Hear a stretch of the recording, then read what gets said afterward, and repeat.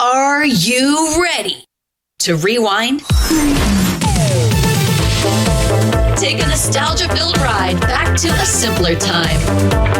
It's Acid Wash Memories, a retro pop culture celebration. And now your hosts, Joe Murata and Michael Quinn. Hello, everyone, and welcome to episode number 108 of Acid Wash Memories, a retro pop culture celebration. Today we're talking all about board games. My name is Joe Murata alongside Michael Quinn. How you doing there, Michael? Sorry. No. You're in trouble. Yeah, I'm in trouble. No. Oh, God. Howdy. Folks, thanks for rolling the dice with us here, giving us a spin, if you will, and other puns like that, as we get into a little bit of some of our favorite board games and just our general commentary on board games that we grew up with, maybe board games that we found to be boring. Yeah, boring board games. Boring for board 200 games. hours. Exactly. Thank you very much. Folks, thanks so much for being back with us here for episode 108 of Acid Wash Memories. Each week here, if you are new, is a slice of retro pop culture. Right, Quinn? A slice? Just a little bit. Just a slice. Little slice. And 107 other episodes are found where? In the archive. In the archive. So you can find a lot of other topics you might like. I do want to preface this for any people that listen to these the day they come out, week by week. We will not be having an episode next week. Yeah. However, if you're listening to this in 2027, it doesn't matter. Just go to the next one on your podcast app. Next. Yeah, just hit next and Or it'll be sometimes there. it has the auto next now. Like if you're in your car, mine does that. It just goes to the next one. Oh, yeah, mine does too. You don't even on have to my hit Spotify. next. You just keep listening to us. And thank you so much for those of you that do keep listening to us. We really do appreciate you. You can follow us if you don't yet over on Twitter at AWM Podcast and join our Facebook group, which is very creatively titled Acid Wash Memories. That's its name. That's the name of the group. And over there, you can talk to Quinn and me and hundreds of other retro pop culture fanatics. We'll have a really good time. And specifically today, we're talking about board games. There was no high consumer demand for this one, Quinn. I just figured it'd be a fun little thing. It's a fun topic because I think it's universal. It's common, right? It's common. I mean, I don't even think kids now, with video games and other kinds of games. And I mean, I feel like board games never really went away. Like I was playing with your son at Thanksgiving. I was playing Candyland. Yes, with you him. were. That's right. And I was like, this is fun, right? A classic, if you will. A classic. And we're not here to get into some real deep dive into the history, although because we are a light history podcast on occasion, there will be a little brief bit of background. But really, the general flavor of this episode is going to be to run through some games that Quinn and I are familiar with. Some classics. Give you our thoughts, opinions, and things like that. And if you guys want to fill in the gaps, like I said, on Twitter or on Facebook, with the games that we didn't discuss, we would much appreciate that. First of all, Quinn, have you ever played board games besides Candyland? Yeah. You've played them. Okay, so you're familiar. Tiddlywinks and Sorry and Stop Trouble. with the sorry. Sorry. Would you say that board games were once very ubiquitous, maybe like the 80s and 90s when we were growing up? Yeah, they were probably really ubiquitous when people were just bored in the 50s and 60s and stuff before the video element came to be. Hence their name. No, I'm just kidding. That's not why they're called that, because there's a board that you play them on. There's no like deeper meaning. Yeah, it's just you play it on a board, right? That's it. why. It's not any. That's it. But actually, in 18 whatever, like or whatever, something like that. Believe it or not, the first known board game was in around 3500 BC. Yeah, listen, it's not exactly a high technology No. to have a wooden board And have some like things, some widgets to Yeah. mess around with. It was known as Senet, and this was in ancient Egypt. Senet. How to play. The object of the game is to bear your pieces off the board first.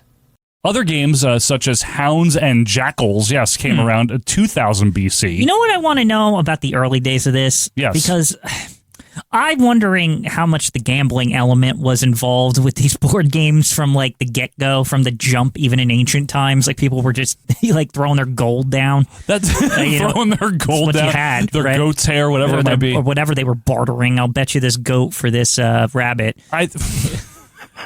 See, I would play a real game like that today, actually. I'll bet you this guy. I would love to win a rabbit. Yeah. I don't have a goat, though. I feel like a goat's more valuable, though, because you could like eat that for dinner. A rabbit, it's like one plate. But goats are also good pets, too, so it's a double benefit. True. They are friendly pets. Yeah. What the hell are you two talking about? Anyway, backgammon was also very popular in Mesopotamia. Of course it was. I will admit here in this program that I've never once played backgammon. My family had it, but I could never understand. It was never explained to me correctly, what the hell you were supposed to do in backgammon. Yeah, I've never even seen it. I probably have seen it, but if any of you out there have played backgammon, we want to know What the hell is it? Yeah, and it always has that like really fancy, nice like suitcase, and like Yeah, you're supposed to put the suitcase. pebbles on those triangular lines. I don't know like what's supposed to be going on there. It's probably much simpler than we imagine, We Quinn. should like play it once, like at your family gathering. We should just like read the instruction manual and just be like, "How do you do this?" yeah, let's do it. 4th of July, Quinn. Yeah. You bring backgammon. I'll pick up go on Amazon, pick up a backgammon. There and you it's go. like, we'll see what it is. We will light that party on fire. Yeah. In England, hello to our chaps over there on the other side of the pond. Hello there, mate. An ancient game from India known as Pachisi was brought to the United Kingdom in the 1860s and adopted into Parcheesi. Oh, it's that Parcheesi. Have you ever played that? I'm not a Parcheesi player. I've never. You don't like any kind of cheese. No. Well, hey, Mozzarella. cheese, pizza. Yes, I understand that. Parmesan's pretty good. This is a different kind of cheesy, and I guess it's the easiest because it's the Parcheesiest. It's the Parcheesiest. Hey, Monsoon! The kids from Jersey have been huffing the refinery fumes again. Folks, you can turn this episode off and wait Yeah. for the next one if you want to. If we talk about games we don't play. Yeah, this is the best it might get. Yeah. I'm just warning you. In Europe, there was a game known as Patea, which was mentioned by Homer in the Iliad. Really? It came Yes. up in there? It came up in the 8th century BC, not Homer Simpson, for those of you. I've been reading actually some ancient Greek stuff myself. And, What? And you'd be surprised what comes up in there. Not just like just stuff you wouldn't expect. Hang tight. Last week on this very program, you were surprised that I read a biography on Shemp. Yeah. And now you are telling me you're reading ancient Greek things? I was reading Meditations by Marcus Aurelius because I heard it was good. Were you on a toilet of some kind? Well, no, I Really? just sat down and read it. Okay. Are you sure? Yeah, I did. On purpose? I've been trying to get better at this. At So reading ancient Greek things? I've been trying to read the stuff that's like base things. You know, that's where I've been at. Will you work your way through the centuries and get to Shakespeare eventually? Maybe. I'm not a big fan of Shakespeare. Even when I was in high school, I didn't like him. Well, I didn't like anything in high school. I just don't understand like why it needs to be so hard to read. The ancient Greeks, you translate that stuff and it's like easy to understand. Like you're like, oh, okay, like this sounds like some guy now writing it. So like, what you want is Macbeth in simple English. Right, yeah. I understand. I myself have all the other, and the very ports they blow, all the quarters that they know I shipman's card.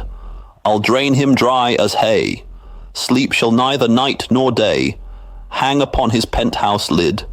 He shall live a man forbid. Weary 7 nights, 9 times 9, shall he dwindle, peak, and pine. Though his bark cannot be lost, yet it shall be tempest tossed. Look what I have. Fish and chips. In the United States, however, that's where we live, the first recognized board game was known as A Traveler's Tour Through Europe in 1822. So sounds Risk-like. It is more like, see, there was a bit of a focus on these geographical, instructional type thing, like learning Right. type games in the 1800s here. But between the late 1800s and the turn of the 20th century, there was what you would call a board game renaissance because mass production Right. became You possible can very around that cheaply time. produce a lot of Yes. this crap. And we're going to talk about Plastic. Put a hunk of plastic. Yeah. It's another hunk of plastic. Bored James. Yeah. Anyway, we're going to talk about some games now, and these are somewhat in chronological order. I'm starting with like the more adult-y ones, and then we have a whole section, Quinn, for kids. So I figure we'll just start with a very common board game. Everyone knows what it is, even if they've never played it. Chess. I love chess. So do I. Chess is so much fun. It's strategy. It's a lot of things. It's thinking ahead. What I like about it is that there's different strategies, and you can like look in a book, and there'll be like, you know, like, oh, if you start this way, you can try to get this to happen, and like it's kind of like the first. If I had to get, I don't know how long it's been around, but I mean, when did it come to be? It's old, right? Oh, it's old, Quinn. It was like in the 1400s or so. Yeah, I would hear stories people like attribute like great leaders would play this and blah blah. Yeah. I don't know how knowing like if I put the rook here that I'm gonna like rule over Europe or something. The rook. Yeah, like but ultimately it's a lot of fun once you grasp what the pieces can do, I think that's the biggest challenge for beginners, like how each piece moves. It is, yes. Then it's a matter of just using, it's like logic and using your brain and stuff, and like thinking a couple of moves ahead. And it's so interesting to see the experts. And I know in the 50s there was a big renaissance of like professional chess and people like, hey, these guys are really smart. They know what they're doing. And it's so interesting in that way. Did you learn really young? I learned about 5 or 6 years old. I think I learned maybe two years after you, maybe 7 or 8 or something like that. It's a good time to learn because your memories are so like spongy that you'll remember the rest of your life. Yeah, my grandfather taught me, Same here. and he taught me how to play. And then Same here.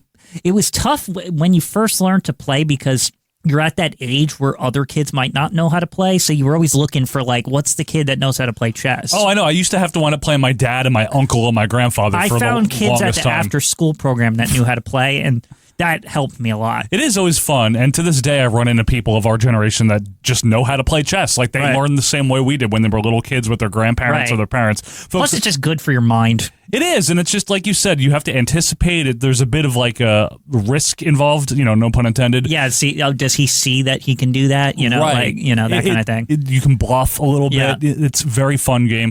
I would say that it's baby cousin, because it's played on a very similar board, or in some cases, the same board.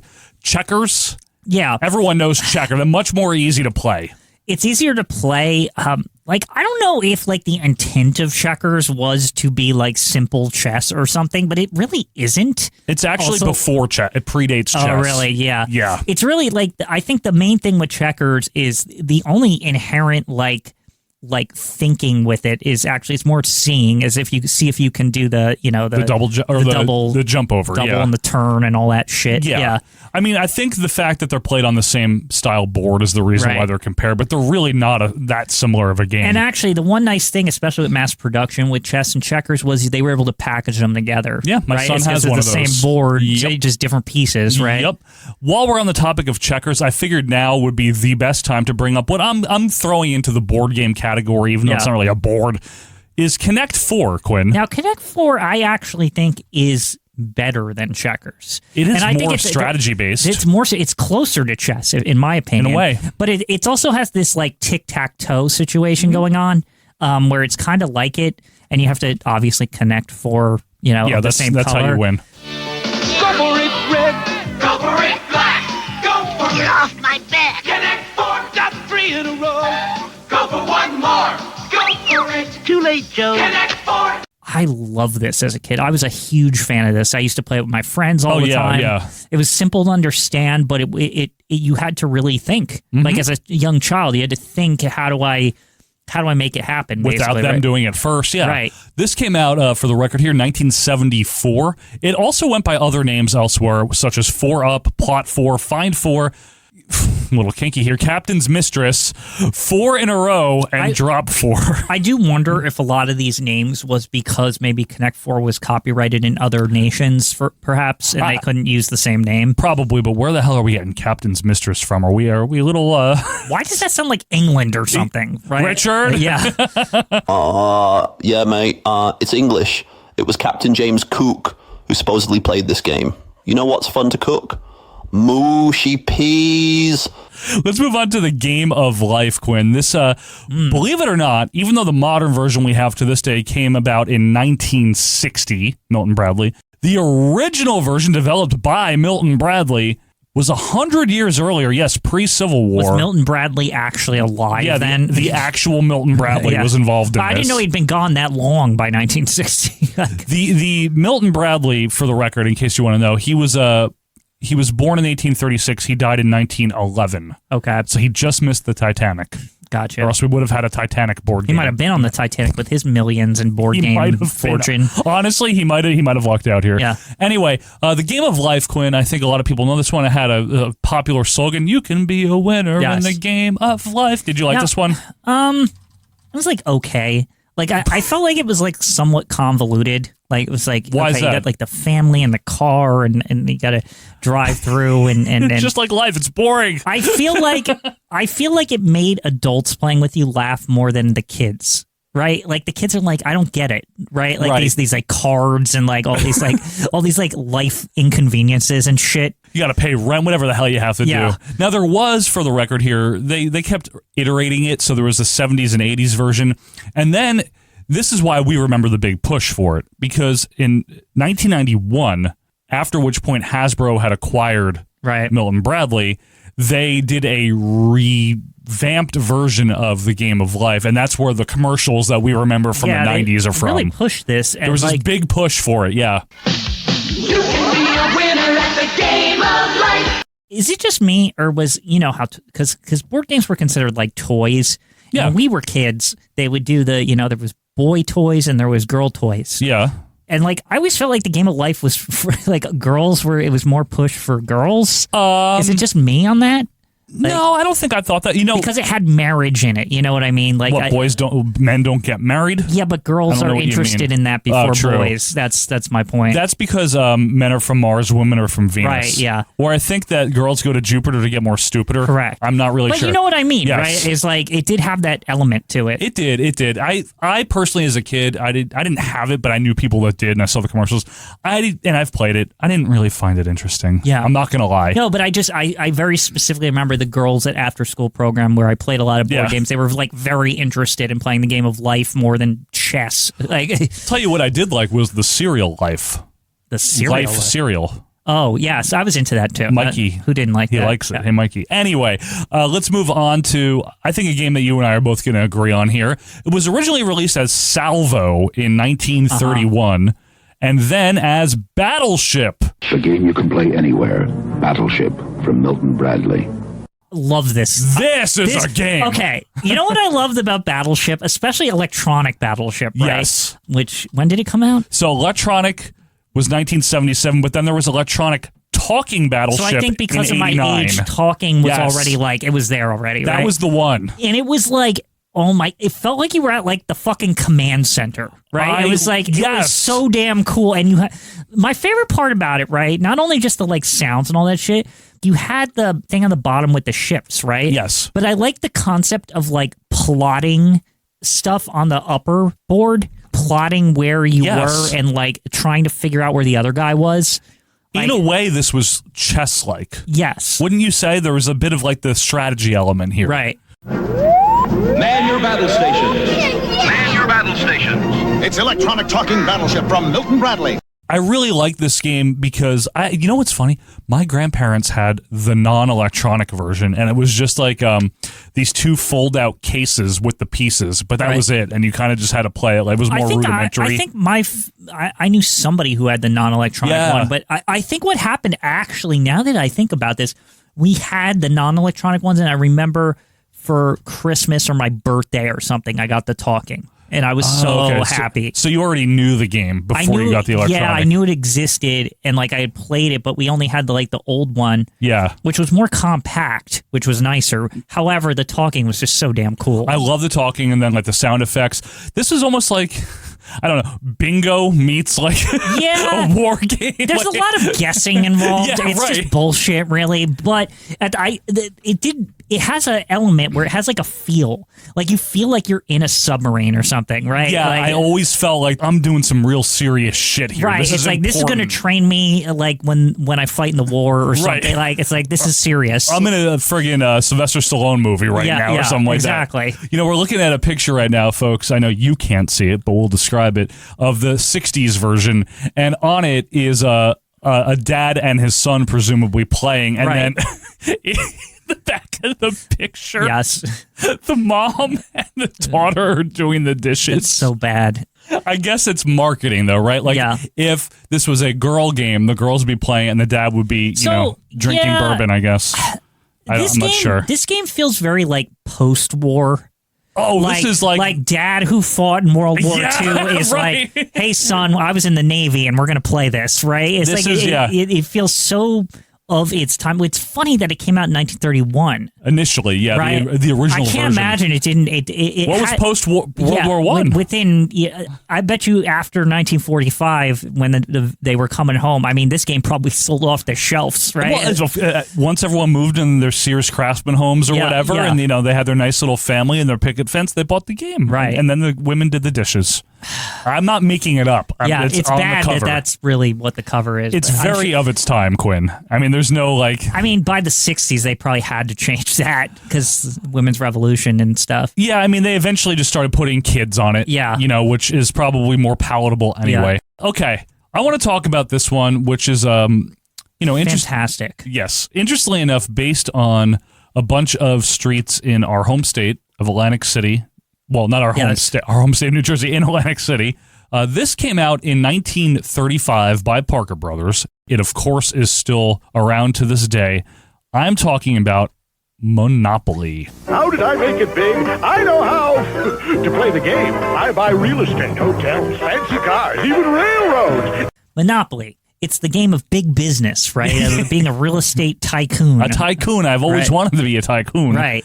This is, in my mind, Quinn, the quintessential board game, if that makes sense. Yeah, to me, this was definitely like a biggie. This is a board game. And what I liked about it is that kids and adults played it. Like, I remember adults playing this without me, but telling me to go to bed or something, right? Oh, really? Or I remember there was one year for Thanksgiving or something at my dad's that him and his sisters and his parents played it, and they told the kids to go play. That's amazing. Like, and they were playing and drinking and yada yada yada. It's so awesome, right? But it has that because we weren't old enough yet to get it. You right? can't grasp the nuance of Monopoly when you're 7 years old. Right. Quinn. We don't know the concept of money. No, you really don't. I love it because the board was so, I'm speaking as a kid, but even today I can appreciate it. The board was very varied and it was like a really good board design, It was if that makes sense. iconic, if you will. Like, and McDonald's would take advantage of it later, but I think yeah. I think for a lot of people, it was like the first game on top of it, right? It was like this thing that was timeless that kids and adults liked. Yeah. And you could also vary the way you play it. And that's the other thing is every family had their own rules about free parking. Yeah, and if there's money involved. if you land on exactly, you get extra money, shit like that. There was other people like I knew where they had a policy of unlimited hotels. Oh, really? Right. Like where like you could just keep going. Bunch of raconteurs those people are, Quinn. But I think that the concept in their head was it could end the game faster because you could just bankrupt somebody. True. Because just Monopoly like real life. Yeah, because Monopoly is a game where it could go on forever. Honestly, that's the only drawback to this game, unless you have the attention span for it, is this shit can last for days, depending. Exactly. Like it could. Exactly. And I think these were all, the little rule adjustments, I feel, were all done by people trying to make the game go faster. Make the game go unlimited faster. hotels. Oh, okay. Then if Boardwalk is like crazy, then just somebody's screwed, basically. Exactly. And I also always loved the little hazards were always like cute in their way. Like there was the luxury tax, the electric company, and then the community chest and the chance cards. I loved those as a kid. The other thing that was nice about it, as the game went on, you built out safe spaces based on the properties you had purchased. Yes, correct. Right? So it was like, it would get weird because it was like, sometimes you would get a lot of like one side of the board and you'd be like, that's my safe spot. If I could just keep getting back over there, I'm good. Right? There was so many variations of this game. I think that's another thing that it's known for. There were so many different like themed versions. There was a kids version, obviously. Remember they even made the game show in 1990. Did you remember that at all? The game show? Yeah, No, so, absolutely not. Okay, I have to mention it here. There's no other time I'm ever going to be able to mention this. Okay. So there was a game show based on Monopoly in 1990, all right? And it was a summer of 90 thing that was paired with Super Jeopardy. I've seen clips of this, yeah. Yes, Monopoly. The world's most famous board game is now Monopoly, the TV game. Here come the players. The red player, Chris. The gold player, Helen. And the green player, Victor. Here comes our hostess, Michelle Nicholas. And here's the host of Monopoly, Mike Riley. I watched it as a kid only because I was very interested in getting to Super Jeopardy. Yes, that shows you the kind of 5-year-old I cared was. about Super Jeopardy? Yeah, because they were going to have 4 people playing at the same time instead of 3. Well, you never saw that? No. I'm going to have to show you. I don't care. No, you're going to see it. All right, folks, Super look it up. because it has one extra person. Look, it's 4 people. Now it's super. There's 4 podiums. Anyway, the Monopoly game show did not last. I don't know if it was Mark Goodson or if it was King Feature Syndicate Merv Griffin. That's I think it was cool Merv. Set. It had a cool set. But there was also a game known as Anti-Monopoly, and this is a variation where the goal is the reverse. It's to like oh, that's cool actually. To have like not a monopoly, basically. Just to own properties, like just a couple each. Yeah, I forget the exact rules, but basically you start with you're trying to bust monopolies, basically. Like you're trying to bust other people's monopolies. Oh, everyone owns a monopoly Yes. and you're trying to get rid of it. Yes. How do you buy it out from them? It's a very listen, I don't know all the ins and outs. All I know is as a kid, I saw the name and I was like, I want that, and I never played it, and I got rid of it. Did you ever think that the little cards where it tells you like the values were just so freaking cool? Oh, the little deed cards? Yeah. Yes. Those were so neat. And then like the mortgage values and Yeah, everything. yeah. I thought that was like, I was like, this is so detailed. I'm an adult here, Yeah. you know? So Monopoly. Felt like the Arch Deluxe of board games or something. Like it's got mustard and hotels. As a kid, it just felt there was Monopoly Deluxe. Like there was Deluxe. Monopoly was Deluxe. I think it is. There is something to be said, Quinn, in all seriousness, for any child's life, whether you were a boy or a girl, when you were old enough to comprehend how to play Monopoly, you felt older. You did. It was like a rite of passage. There was type definitely of thing. nights, like as I was, 10 or whatever, where I would play it with friends and we played all night. And we had crazy rules like the unlimited stuff. Oh, and you like did? we went nuts with it. Like we had like a rule where you could like if you got snake eyes, or was it yes, it was either snake eyes or double sixes, you got like money or something. What, just because? Just because it was like rare. Like we were like, oh, you get rewarded. Good for you. I like that. Another game that is one of my favorites because of the type of person I have and the type of games that I enjoy is another classic. It came out first in 1938, but did not receive like mainstream distribution and exposure until the 1950s, post-war. It is known as Scrabble. Yeah, Scrabble. Now, I spent a lot of time playing this one. My family really liked this game. The old word puzzle game. They even had game. the spin version where you could spin the board like a dolly. Yeah, like a dolly. What's it called? Is that a what it's lazy called? Susan. Lazy Susan, that's what it is. It's similar. It's a female name. Yeah, it's Scrabble, America's good time game. From Milton Bradley. I played way too much of this game. And the thing is, like, I didn't love it. Really? Unlike Monopoly. I would always be like, my family, can we just play Monopoly? And they're like, no, we're playing Scrabble. I thought Scrabble was really good because, again, you're talking to somebody that just loves words. I mean, I love crosswords, yeah, right? you do. So, So this seems right up your alley. It really was. I didn't It hate still is. Scrabble. It was another one that it felt like it went on forever. I understand, Quinn. Yeah. Now, do you remember this one? I'm throwing this in for the people that do remember it. In 1982, Milton Bradley made a was cool. We had this. So this is called Upwards, and this was really neat. Imagine this, folks, if you've never played it. It's almost like a Scrabble board, except it's just a grid. It's not like the Scrabble it's board. Smaller, Yeah. but you can build words on top of words. Yes. We like Scrabble, but we love Upwards. It's got that extra something. Because with Upwards, you don't just play across and down. You can stack letters to change words. So basically, these tiles are stackable, the letter tiles.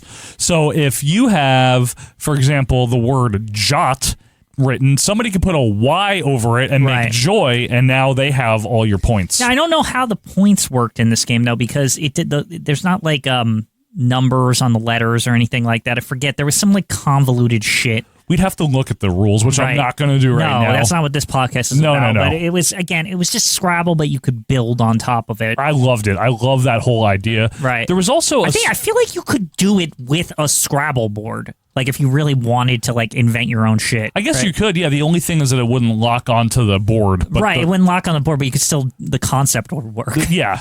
Now, do you remember, this is another offshoot of Scrabble in a way, which is why I think it's a good time to bring it up. Do you remember Boggle? Yeah, but I was not. I didn't like it either. Love this. This is a timed version, basically, of Scrabble with like rolling tiles. So what was it again? You had to like shake it And then wherever the letters land, you had to I think you had a piece of paper and you were like, you got to find words in there and whoever found the most, some shit like that. Yeah, it's basically where like Wordle came from. You know, Wordle. Yeah, but except random. Yeah, it could be very challenging. This is for adults more than kids, I would say. This is a real, in my opinion, spin on it. Like, this is a real, you're in your 40s. This is a real, I like Scrabble way too much. Yeah, let me get the variations. Probably. Yeah. Why don't we move on to this is a pretty popular one. Yeah. This came out in 1949, originally as Cluedo, now known simply as Clue. I absolutely love this game. See, this game was so much fun to play with people because I've never been a fan. I like the idea of that you had to ask people stuff. Yeah, I mean, I guess you're right. I think that's cool, right? I love the fact that the characters have these kind of iconic names. Yes. You know, everyone, Colonel Mustard is probably the best one. The only one that I was like, this is the most uncreative thing ever is Mrs. White. Mrs. White, yeah. It's just really? Mrs. Peacock, Miss Scarlet, Professor Plum, Mr. Green. Colonel Mustard, though, is the enduring one for me. Yeah, Colonel Mustard's a very good name. Why is it Mustard? Also, Mr. Green, Mrs. White, not so much. No, they're just very generic, right? Mrs. Peacock, yeah. There's been a murder! Oh, he's dead, he is. It's a classic game of Clue. Who done it, where they done it, and with which weapon they done it with. It's okay. Yeah. I didn't love it, but Colonel Mustard all the way. Yeah. Team Mustard, all right? I'm counting this only because if we don't bring it up, someone's going to ask why we didn't. Yahtzee. Fantastic. Yeah. I mean, it's a classic, right? Yahtzee's freaking awesome. Yahtzee's more of a dice game, I guess, more than it's a board game. Mm-hmm. You know, but I figured it was just worth mentioning here. This came out in 56. Yeah. But Quinn, Kramer and Newman would be very upset with us if we did not mention a game that was released initially in 1957 as The Conquest of the World in France, but in 1959 elsewhere, including these United States, as Risk. Where can I put this? What is it? It's Risk, Jerry, the game of world conquest. Risk was very cool. Yes. Just from the jump, it's just cool looking, right? It's like, here's a map of the world and you have to conquer it or whatever, right? It's a very unique concept in a way for a board game. Right. Yeah, and I think the fact that... Now, I will be honest with you. Go ahead. As kids, we never played this correctly. Oh, I didn't play it as a kid incorrectly. Probably not. No, I just fucked around. We played absolutely incorrectly. And you know how we played? It was essentially a dice battle. And basically, we knew that the cannon meant this many men and that the guy on the horse meant this many men. And the other one was a pawn and only meant one. And that basically, we would reinforce certain areas and you could battle adjacently. That was how we played it. I'm not joking. So you basically just made your own shorthand version of it. Right. I don't even know if that's the rules because we never even cared. We just thought the board was the coolest shit we ever saw. That's kind of awesome. Yeah, and that we basically you would assign, you know how the areas, there's North America's yellow and Europe's blue. Somebody would start with one of, we would say oh, I'm Europe or I'm Asia or I'm Africa. And, that's how we put it out. I like how in the 90s one, they just have 3 provinces of Quebec or 4. Of Canada. They have Quebec, Ontario, Alberta, and Northwest Territory. The funny thing if you live in Manitoba, fuck you. I think that's a balance thing because I think how the board is balanced out from my memory is that the territories, everyone has an equal amount. So they just had to shorthand some areas because there's too many provinces or whatever. Didn't they make Ukraine very large or something like that? Yeah, and the U.S. also is I think it's just East and West. It's it's the Eastern. It's not the states. So it's split up very oddly. It's just so that each area has similar amount. of stuff. Folks, let us know if you played Risk. I have to just mention this. I never played it. I just needed to say it because I'm sure some of you out there did. In 1974, the world was introduced to Dungeons and Dragons. This was above my pay grade as a kid. Although everyone who played it said it's one of the best games there is. Oh, I've heard that people love this game. Because I think what's supposed to be very interesting about it is that there's revised rules over the years, and it's literal role playing. Somebody is assigned the dungeon master to make the story, and essentially everyone's trying to kind of work within the rules, right? This is literally an RPG. Right. It's the first. It's the first. No, it really is because the RPG video games, they were trying to ape what Dungeons and Dragons was. Correct. Yes. How about this one, Quinn? Would it surprise you to let you know that this next game is very up my alley? 1981's Trivial Pursuit. I love this game. How good is Trivial Pursuit? It's so much fun because it literally is just trivia. I mean, the 80s are really the only time a game like Trivial Pursuit could even be popular. I mean, you go back 100 years, Thomas Edison, the guy who would sit around in the dark to try to dream up the light bulb. George Washington Carver, I mean, the man was, how do you get more crops from one tiny seed? Now you got this vast pool of college-educated people. They sit around at night going, okay, what was Goober's middle name? It's useless shit, a lot of it. Oh, most of it is. And that's why my I love parents it. got a big kick out of it when we were growing up. My grandparents, my parents did. This was another play at the family events. Events, let the kids like play, or maybe sit at the table while the adults play, something like that. They had so many iterations and themed versions of this one, whether it's movie related or sports related, like all different versions. I love it because I love trivia. I love useless things that I just know. There's something quintessentially 80s about the design and look of this game too, like the cards and all that. Yeah, you're right, with the different colors and the pie pieces and all that. Yeah, shit. I just remember that this was a big hit in my parents' generation when they were in their 30s and they started to have families and they would go back home and with the family, and like the Trivial Pursuit was just like one of the premier games to get the family going. And to me, this was a very, when I was 5 or whatever, this is a very adult game. Oh yeah, I was very like, no, classy. this is not for the kids. No. Because the thing is, it's like the problem with having it for kids is like it's literal trivia, so it's like accumulated knowledge. So you would have to either have lived long or like went to college or something. Like, you know what I mean? Like, yes, and what's funny though, there was a kids edition, and because I was so interested in my grandparents' version of it, they did buy me Trivial Pursuit for Juniors. Yes, this came out later because I think it was a response to like, well, the kids can't play. Exactly. Right? It's like, this is dumb, right? And they streamlined the pie pieces and they made them. I didn't like that. I wanted the adult version of the pie pieces. I wish the board was just the same. The questions were like really kid stuff, right? Yeah, it's like stuff about cartoons or some shit, right? Yeah, but what they did is they changed the look of it to make it look like a kid's thing. Yeah. But yeah, I mean, Trivial Pursuit, I think if you're into trivia, this is a great thing to pursue. Thank you. Thanks, Joe. Does Jenga count as a board game? Yeah, definitely. Right, because you have to play it on a table. I was a huge fan. So here's the thing with Jenga. It's a pain in the ass. Some other version of it before Jenga. What? There really was like another one called like Stack Up or something. And it came out before Jenga? I mean, we definitely had it from the 80s. My grandparents had it, and it was like I wouldn't put it past your grandfather. It was a regular in the house, and I knew he had it for a while. So I was like, either Jenga bought that, or like, you know what I mean, and like renamed it, because I remember this version of it. It was literally the same thing, just with a different name. Hey, Frank, what are you doing? Playing Jenga. Yeah, how do you play? You take a piece from the bottom and you put it on the top. Hello, Jenga. Jenga. Hello. What are you doing? That's the way I picked my piece. I like it. It's you know what I don't like is having to set it up again. Yeah, but it usually has that plastic thing. Yeah, I know. That you're right. you just drop them in, and it's not that hard. Yeah. Not that bad. Listen, I know that, but I guess I'm sullied on Jenga because we have it, but for the past 6 years, it's just been pieces thrown around, my house. Well, your kids are too young to know them anything so other it's than just that. Not something that I'm going to really forgive for a little while. 1985 brought not only me to this world, but also Pictionary. I like this. I like it too. It's cute. It's like charades, but you draw. Yes. Who didn't like this? Again, is another 80s staple game. Yeah, like very all these much. games that came out in the 80s. Like, do you notice the like weird, specifically 80s games?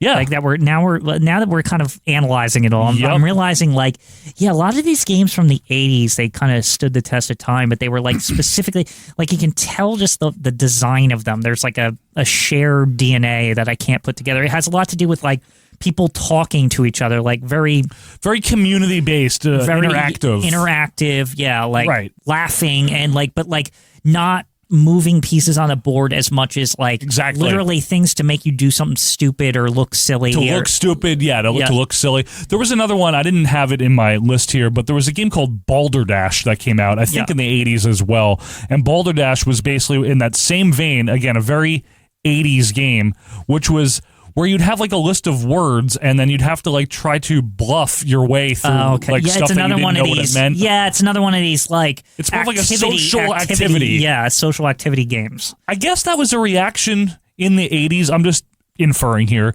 to maybe the homogenization in a way of all these board games. You know, like everything was just pieces on a board. You roll a dice and you try to advance, and there's just a twist on it, right? It's a twist on Monopoly, basically. Exactly. Like in this, I know this is the 90s. There was the Urkel variant, but like stop. But every Milton Bradley put out like there's probably a Heathcliff fucking game. You know what I mean? Yeah, it was like every like cartoon or like Smurfs probably I'm sure had Sabrina one. the Teenage Witch game. Like it's just dumb. But it's all this like mindless game, like you said. You roll dice or you spin a thing, and Urkel falls over. Did I do that? Go back 3 steps. You know, like whatever, like dumb shit. Yeah.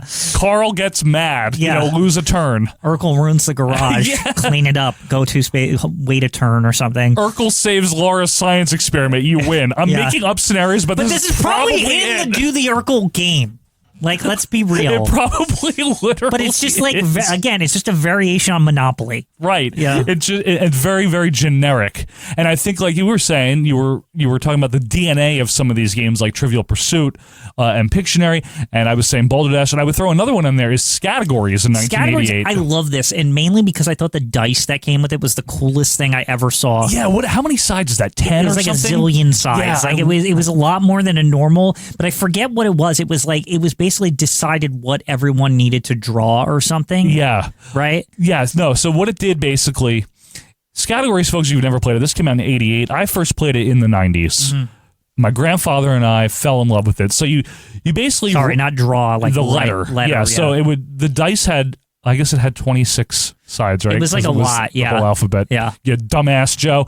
Anyway, someone would roll. I feel like it had symbols though too, like a moon or like a sun. No, I don't think it had a swear it had moon. extra shit on it. No, but it could just be me. So basically, you would have a paper with your columns, and you'd have to write 12 things corresponding to your list. So, for example, if the letter rolled was B, your list was a boy's name. So Bob, cities, Boston, things that are cold, balls. So things you don't want in the house, balls. Yeah, let's put it this way. So it's like a list, right, of stuff like, okay, like you said, a boy's name, Bob. Sports teams, Yeah, balls. but these are separate things. So the list of what you have to write, it's pre-written for you, right? It's part of the selection. And then you have a piece of paper with blank. Yes. And then you have to write that. And then whoever gets the most wins. And I believe there's the round. I forget. Yeah, there was wins like the it went round. on much longer than one time. Oh, no, it's rounds. Yeah. And I believe, but I could be making this up, or maybe we made it up as a rule, that you get double points for alliteration. Oh, I mean, that could be. I think so. I don't remember.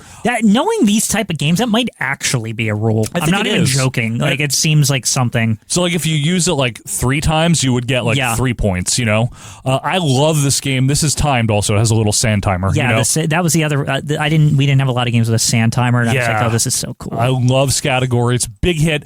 This is one. When you were telling the stories of the kids, I got to tell a personal story now. Okay, you were telling the stories about how your parents and your dad and his sister playing and stuff.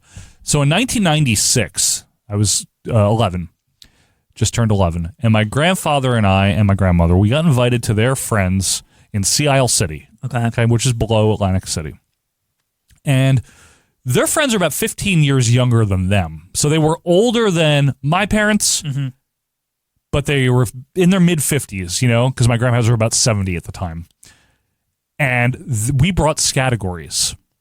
And I remember my grandfather and I went to bed at like 11 o'clock, and the rest of them were down there playing and laughing their asses off for hours. No, it had that effect. That game. Scattergories was a thing. I mean, again, my dad, sisters, his parents. I think I got involved by that point. Yeah. Like I mean, we played the crap out of this game. Love Scattergories. Folks, we're going to move on to the kids' games here, just a handful, and then obviously we want you to fill in the gaps. Like we said, this is a very casual, fun little episode here. Just throwing some memories at you, and we want to hear yours. I think we got to start with 1943. This is originally known as Snakes and Ladders in ancient India. Yeah. It's a very old game. It went to the UK, probably as Chippies and Dippies or something. But Shoots and Ladders, 1943 in the US. So Shoots and Ladders is just another. The problem with it is like I actually didn't love this game, but there was people who fucking thought this was the best shit, and I just felt like again it's another like Monopoly, like go across a board, Kind of. But if you get on the shooter ladder, you can like skip a space or whatever it is, right? Well, the one thing that was, I'd say, good about this is it was meant to teach morality and cause and effect. Right. And a lot of the times, the ladder was a good thing. And if you got the ladder card, something good happened. And if you did the shoot card, something bad happened. Right. For example, the boys pulling the cat's tail, that's a shoot card. So at the end of the shoot, the cat scratched him. I forgot it had all these kids doing good versus bad things, right? Yes. So there was a bit of like a morality side of it. And I actually didn't love it as a kid either because it would always make me sad when I landed on the shoot cards. I'd be like, oh, those kids, they got hurt Right, or they, you know. So I don't know. Yeah, it's more just being like naughty. It's not, I don't think it's like really it's that bad. It's like, I know, it just made me feel bad. Like, Yeah. That's all. But it also had the good message that if you do good things, you get rewarded for Right. it. So, anywho, Shoots and Ladders. But you mentioned it at the top of the show because it is an American tradition, Quinn. 1949 post-war Candyland. And we played this a lot as, me and my mother played this a lot with me as a young child. Same here. And I don't know. Your mom played this with me as a young child. No, my mom was like. But you're right. I think she either played it herself as a child because she would bring that up. Yep. And it was very specifically like a child's game, right? It was not. Once you were, even approaching 10, you were like not playing Candyland anymore. No. Candyland is maybe you're 4, you're 5, you're 6 even, you know what I mean? Like around it's still kindergarten, 7. first grade, still playing it, yeah. I think it's a great introductory game for kids because it is that basic board game concept where you're just moving across and there's cards. But what's weird about it to me is it's not dice-based. And actually, I was reminded of that when your son wanted to play it. Because I remember we opened it up and I'm like looking at this and I'm like, where's the dice? Like, how do you move? Very dice. And then I literally had to like read the instructions again because I was just like, wait, what? And it's like, okay, you draw the cards and they're a color. And then you move to the next color. So like you start on the King of Candyland or whoever the hell that guy is. And then like you get purple so you can go to the second space, which is purple. Yes. And then if you get another purple, say you go to the next purple, which is like way ahead, But like, you know what I'm saying? It's like the color determines where you go. It's basic, and that's the whole idea. Fast too, It's which I fast. think is why it appealed to kids. Yeah. And then there's like these weird bonus spaces, or like if you get like the actual candy, they're in spots that are really good because they like jump you way further. There's something also with Lord Licorice, isn't there? Remember Lord Licorice? I think that's just like so the game has like lore if you read the manual or some shit. This Like is Lord Licorice. He's an asshole. Yeah, Lord Licorice. Now this wasn't on your son's version of the game. This No. looks like the one This we is the had. 80s version that this we is- had. Yeah, where it's like It was more fucking sinister or some He's shit. creepy, this Yeah. guy. Got a big penis nose. Yeah. Anyway, Candyland. Did you ever play? I'm assuming you did because who didn't? Mousetrap. Yes, but honestly, I'll tell you what. When we were kids, we thought the trap mechanism itself was much cooler than the actual, game. So we were always like trying to just like mess with it. Here, honestly, I agree with you. There were a handful of games that either I had or my friends had where the window dressing, if you will, was much more fascinating than playing the plays the game. Like why would you do all of this? Like it's like there's like a cool ass like mechanism in the middle. It's like I want to play with it. This right? fucking Rube Goldberg machine is what it is. Yeah, like the 2 weeks in a row with Rube. The fun for us as a kid was constructing it, like taking it out of the box and getting it, and was like, how do we get it to like work or whatever, like it did on the commercial? Yeah, like because I didn't even like own this. They only had it at after school program, so I was like, okay, like when we found it, like in the boxes of like stuff, they would just Buried like back whip there. all this. They would okay, kids, go pick the games you want. Yeah, dude, oh, just leave us Mousetrap, alone. let's see if we can like do all of this, right? And we would always try to like get it together. And I feel like there was always like a missing piece or like no rubber band or like something. There's a lot of components to this. Yeah. There's a lot going on in this game. Speaking of which, I needed to bring this one up. It wasn't a very famous game. It's one of those early 90s games, It From the Pit. Okay, I had this. It's guarding the treasure. What's it? That's it! You can't get away from it! Yeah, this was during like this is 1992. Well, here's the thing: is I thought the name of it was just so cool. Oh, I thought the whole thing about it was cool. So the thing is, here's the deal, right? Is like this is another one where again the window dressing is better than the game. Yeah, the pit guy, the pit monster. You turn him on and he like spins around, and then randomly the hand comes and like snatches somebody. Yeah, right? yes. And I was always like, first of all, the one thing that bothered me about this game is that like. It felt like really almost impossible to win it because this thing would just yank people. He's an asshole. Like and it was felt like completely fucking random. Yes. And like I swear sometimes the hand would like knock over multiple people into the pit, and I was just like, what the hell's the point of this? This is stupid. You had to keep starting over, and it's like nearly impossible to get through it. See, there was a push, Quinn, with that one in mind and a couple others we might mention in the early 90s. To, you know how we were talking the 80s aesthetic for adults? Well, the kids got like these revamped new concept, big, elaborate games in the early 90s because, again, everything was do the Urkel to that point. And another one of them, also in 92, was Forbidden Bridge. I kind of remember this. This is where the bridge shook. It was very like Indiana Jones, Temple of Doom / the fucking show on Nickelodeon. What's it called? Legends of the Hidden Temple. Yeah, you got to get across the bridge, basically. Yeah, and the bridge I think we shook. had this again at I'm remembering it mostly because of those big green things. Yeah, the after school program had it. It was called SAC, Joe, if we're being accurate. Yeah, if we're being saccurate, Quinn. Yeah, saccurate, yes. Now, this game, the next one I'm going to They had like everything there. That was the nice thing. Yeah, I got exposed to all these board games, even the ones I didn't have. Well, you went to a very nice town, Quinn. Yeah. It's true. They have money in that town. Yeah. Anyway, this one got a big push in the 1990s. However, it's been around since 71. Crossfire! Okay. Crossfire! You get caught up in the crossfire! First of all, I want to say this. I knew nobody who owned this. Like, I could not get my hands on it. However, I knew the one person. advertising campaign for it was, like, everywhere. Yes. It had a big push in the 90s. I mean, this shit was on. How many people saw the ad? Crossfire. You get caught in the crossfire. Yeah. Sorry, Andrew Edwards. Crossfire. And the kid would, like, spin away. Like, it's like, oh, damn. Like, this shit. Like, and I was like, here's the thing. The way the ad was, I was like, is this like bigger? Do you stand on a thing and like shoot stuff at each other? Like, it just looked so insane from the commercial. What was great about it, now I did play it because I knew somebody that had it. This game was basically, what if we had air hockey, but you shot a gun? Yeah. And there was 2 pucks. Yes. That's like what it basically is. You're shooting the pucks so they can move around the board. Yes. But it's just into the other guy's goal, I suppose. It's a really good concept. I'm not going to lie. It's a cool concept. The problem is that I seem to remember it was expensive. Like, again, I knew no parent who bought this shit. Oh, I didn't have it. Yeah, it was expensive, but I knew someone that did, and I did play it, and I liked it a lot. I mean, you're shooting a gun. Yeah. At a thing, and it's harmless because the gun only, like, falls to the bottom of the board. You know what I mean? You know what's one that I don't see on your list, but I'd like to interject? Yeah, please. Another, like, 90s ass game, Pizza Party. Do you remember this? No. It was kind of like you had these, like, pizza slices, and you had to, like, you collected the pepperonis, and you had to, like, fill these spots on the pizza. No, it sounds familiar. Yeah, okay. I remember it now. I didn't have it. I know the one you mean, though. Pizza Party. Yeah. We played this, like, a lot as kids. Yeah, okay, I remember this. I don't remember, like, why. It seems like one of those games, like, my mom bought, and we just, like, played it a lot. Here, you might like this, that type of thing. Yeah, I do remember this. I didn't have it, though. Yeah, I played this a ton as a kid. I remember that one.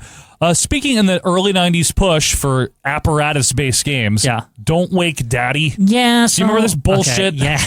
First of all, I remember that it seemed very creepy and like weird. It was basically like we need to sneak to the kitchen for a snack at night, and like if Dad wakes up, we're screwed. Yeah, he's like, gonna beat our ass. Like that's what I didn't like about it. It's like it kind of like made Dad seem like a bad person or something. The kid's like, what kind of horrible reinforcement is this? Like, it's not don't wake mommy, don't wake Daddy. Land on a noise, and you have to press Daddy's alarm clock. Will he wake up? Wake Daddy. You know, it was probably some angry, sleepless dad that invented this game. Yeah. He's like, my kids wake me up with the midnight snack. I got to go tell them to don't do that. And they get, mad or quit something. Yakking down there. Yeah. Keep the noise down. Speaking of things don't break the ice. I do not remember this at all. Did you have this? Yeah, I have it now. I played it as a kid. It came out in '68. This is not new. Really? We just didn't have this one. Yeah, it's wasn't on your radar, right? Mm-hmm. Now, I'm not gonna. I don't know. Does Hungry Hippos count? Absolutely. As a board game? Yeah, it's on a board. There's marbles. There's hippos. All right. Well, now, Hungry Hippos then. Here's the deal with Hungry Hippos. First of all, it's like really fun. Does it piss you off? No, it's fun. My only problem with it that I felt even back then as a kid is it felt like so random. Like if you won, it's just like literally like, oh, well, enough marbles went near me, or my hippo ate like 5 of them at once, and now it's like I win. Is it really random? I guess it is because it's super random. It's like a slot machine, basically. Like it's a pachinko machine or something. Is it basically Rock'em Sock'em Robots based? Where like it's gonna happen, someone's gonna win if you do it long enough? That type of thing? I think everybody's gonna win if you do it long enough. That's the problem with it. It's just, it's so nothing. Like, well, glad we brought it up. Yeah, I just figured like I that's my like retroactive kid or adult comment on it, is that like it sucks. As a kid it seemed awesome because it was just fun because everyone's like slapping it like as fast as they can, like trying to eat the marbles or whatever.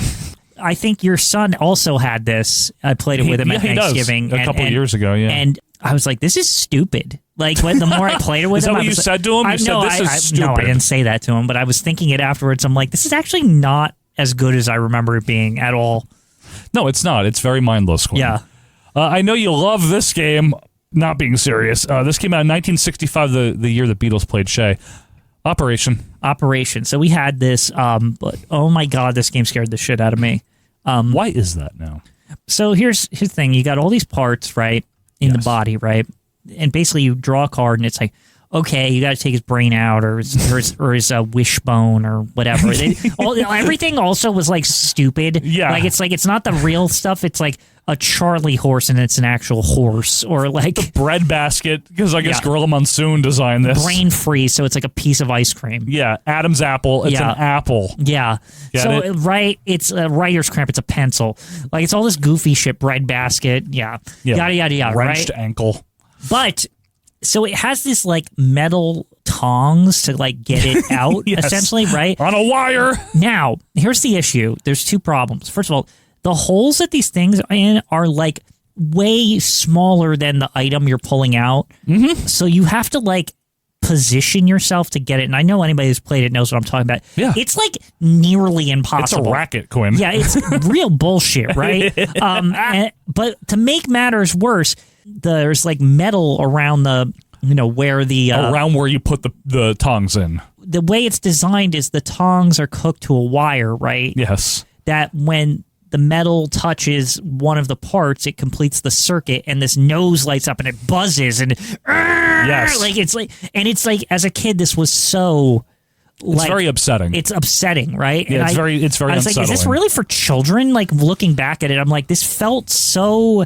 It just was scary to play it. Would it surprise you to know that I have this game in my house because my son has it? What is it today like? Because I swear it was much louder back in the day. They haven't changed it, or they did like a retro version. It's exactly as I remember it. Oh my God. It was still looks the same. And it's still like nearly impossible to get the things out. You're still trying to pick Mo Howard's broken heart or butterflies in his stomach out of him. It's you Mo know? Howard. It is. Looks like Mo.